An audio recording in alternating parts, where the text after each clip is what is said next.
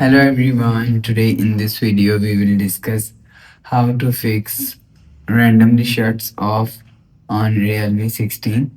Let's start the video. First of all, if you want to fix this problem, so restart device, just click and hold side power button and swipe up and you will see, enter your phone pin, you will see your problem is solved.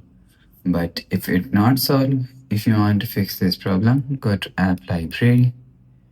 Here click on settings app. Now in setting, scroll down and click on system and update. Click on backup and reset and click on reset phone. And if you want to fix this problem, so reset all settings.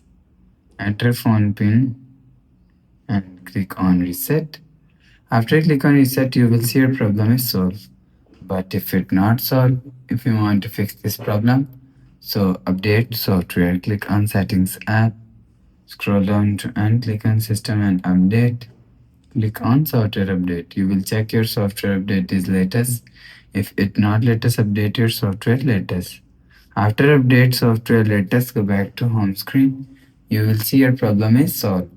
So that's how you can fix randomly shuts off Realme 16. If you like the video, please subscribe. Thanks for watching.